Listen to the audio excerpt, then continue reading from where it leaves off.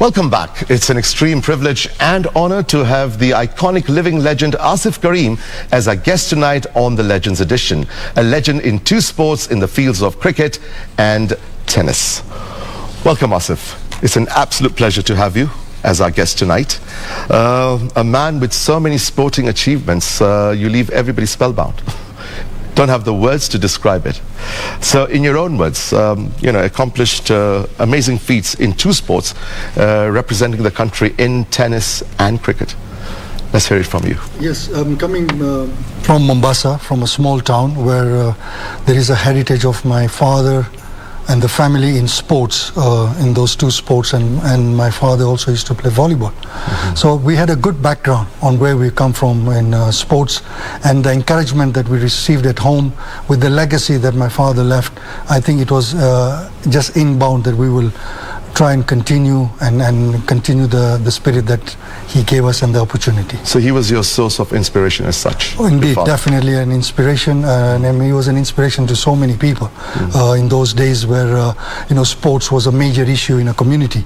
So in Mombasa town, with a small town, he was a legend in every respect. Brilliant. So give us a little brief about how you started off in tennis and how you transitioned to cricket. I mean, you represented Kenya at junior and senior level in tennis as well, and of course you are a dear captain for the Kenyan cricket team.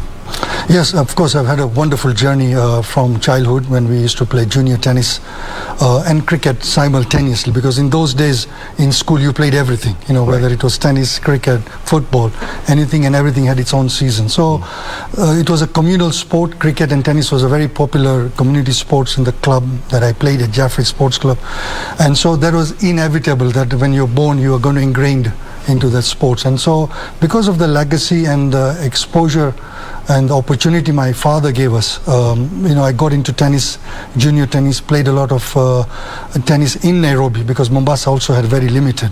So we used to travel regularly to Nairobi to play tennis, and then graduated to senior level, and of course cricket at the same time when Mombasa Sports Club played in the National League in the Kenya Cricket Association from 1980. So that's how the exposure started. So after the transition from tennis, when was it the first time that you represented Kenya in terms of cricket? Well, it's very funny because I played more tennis, but I represented Kenya in cricket before tennis. In 1980, when I was 17, when we went on a tour to Zimbabwe, and one of the players got injured in the last minute and I was put into the team. And so that was my first tour in 1980. And then went to America on a tennis scholarship. I studied there for 4.5 years, graduated, played the highest level of tennis. At that time, this was after winning the Bjorn Borg Trophy. Also had an opportunity to represent Kenya in Europe, where I had the opportunity to play various junior championships, including the French Open in Paris. Wow, that is just amazing. Just moving on, or rather just expounding on tennis, Kenya didn't make it to the Davis Cup Group 2 playoffs last week. Is there a potential to see Kenya back to Group 2 and Group 1 like in the days of Paul Wekesa and yourself? I think Kenya has a rich history also. I mean, in every sport, including tennis. We've had legends in tennis that have played with people like Yashwin Shreta, my dad, Paul Wekesa, and many others. And right now the standards had gone low for various reasons. But the youngsters that played for our country last week in Egypt, I think did a good job. I think what they need right now is more exposure, get more opportunities to play competitively, because that's the only way you improve. You cannot play a one-off tournament in a year and expect to get major results. Because you only improve when you play with better teams. Indeed. That's the only way of improvement. Absolutely. So we need to create that atmosphere where they get to play more competitively, individual tournaments in Europe or other countries where tennis is quite strong. As you've seen, the tennis standards in the globe is phenomenally high. Absolutely phenomenal. We need to rise above everything to get to that level. The key word, exposure. Indeed. Exposure is the key to everything. And so we have the facilities here. We need to create a good environment, get more youngsters back into the sport that is lacking right now. All right. Now, cricket. Your time in the team as a player and captain. Tell us about cricket and you, and how much it meant to you, and how special was it? Well, as I said, I first played for Kenya in 1980. I was only 17 and had a journey lasting for 23 years to play for the nation.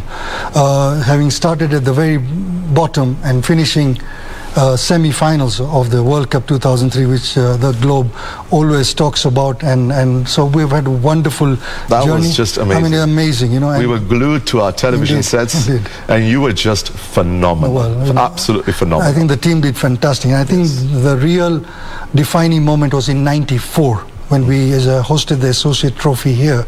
20 countries participated and Kenya qualified for the '96 World Cup. And that was our first major exposure at international level. That was a defining moment. And indeed. And then a year later, we got the one-day international status. We played the World Cup in '99, and then 2003, where Kenya reached the semi-finals of something that people today talk about. The match with Australia.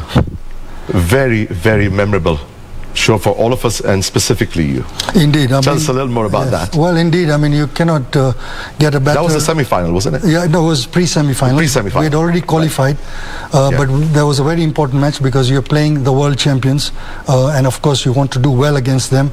And so we went with a very positive spirit in this entire tournament. And as we went into the tournament, we were getting stronger and stronger, and we had very good wins against many, including Sri Lanka, Bangladesh, and so we were doing extremely well, including Zimbabwe, when we reached the semi-finals. Right. So Australia was an important match, and I mean, it's something that people talk about. Maybe I'm sitting here because of that performance that was there, and it was a wonderful moment. I mean, when you are putting the world champions on a back foot, you cannot get a better exit to an international career in sports. So it's something that I treasure to date. What are the stats? It was 8.2 overs. How many maidens? 6 maidens. 6 maidens, yeah, and 3 wickets for 7 runs. Correct. Yes. That was absolutely amazing. Indeed. Phenomenal. Thank Phenomenal. you. Yes. And the wickets you took? Was Ricky Ponting, who was regarded as an all-time great batsman. Darren Lehman and Brad Hogg. Wow. Yeah. Those are top batsmen. Indeed. Because Brad Hogg was an all-rounder. Yes. Darren Lehman and, of course, Ricky Ponting, top frontline batsman for Australia. Indeed. And you were the man of the match. Well, what was interesting is that we lost that match, but yet I got man of the match. So it must have been very special for the people who are adjudicating, and it is something that is being talked about to date, even on social media. Yes, and you've got 20 million views. Yeah, that's on Facebook and I think on YouTube. Yes, in fact, I mean, that's phenomenal. When I received a clip last week and we said over 20 million views on that clip. So it's something that I feel good about. I cannot deny that, and something I will treasure for the rest of my life. Great achievement. Thank you. Now, moving on, we go on to the, we talk about a documentary, The Karims, a sporting dynasty. Can you expound further on that? Yes. The Karim's a big name when it comes to sports. Indeed. And a very strong history. Correct. A history of almost 100 years. When we were traveling to various countries to play tennis or cricket, you would inevitably come out of the airport and you see a huge poster of the superstar there. You go to the bookshops, you see their sportsmen, the posters all over. And then I wondered myself that, Kenyans equally have done well, but we don't have anything to document or anything for heritage. So I felt the first thing I would like to do is to honor my parents for what they have done, for the exposure that they've given us, and for the achievements that my father has done in sports. And so that was the concept of how the documentary was done, and the coffee table book. Oh, and incidentally, your father was the Coast Open champion for what, a spell of 25 years? 25, yes, 25 years from 1951 to 1977. In tennis, right? In tennis, indeed, and he was also a very good cricketer in his own right. Absolute talent in the Karims. Yeah, so that's when the book and the documentary, and then the documentary featured in various film festivals around the world, including India, where I was invited with my wife. So when we were watching the different sports movies from around the world, it struck to me all of a sudden that, these are phenomenal stories, but Kenyans... And that brilliant idea came to your mind. Absolutely. That's where the Kenya International Sports Film Festival, which was founded in 2018. Yeah, correct. And I decided that after we launched the documentary and the book formally, the next project would be the film festival. And so we incepted in 2018. This is going to be our 4th year. This year we're going to have it also virtual as the 2nd year. And Fayaz, what is interesting, we get submissions on over 1,000 movies every year from over 100 countries. So this is a huge festival right now, and it would be good for people to follow it. It's going to be virtual. It's from 28th October this year to 31st October. Excellent. Finally, what next for Kenyan sports? Well, Kenyan, to round it all up. Yes. Well, Kenyan sports, again, as I say, has a rich history, but we have let ourselves down. I think the ministry, the administration that we have right now is a lot to desire. The results speak for itself. I sometimes wonder, and I feel sad for the president, because he had it in his manifesto on improving the sports in this country. He has appointed ministers who I think have let him down. All the last 3 ministers have really not justified their position, and I think it's really for the president to relook at his manifesto and the people that he has appointed, because I think sports and Kenya is synonymous.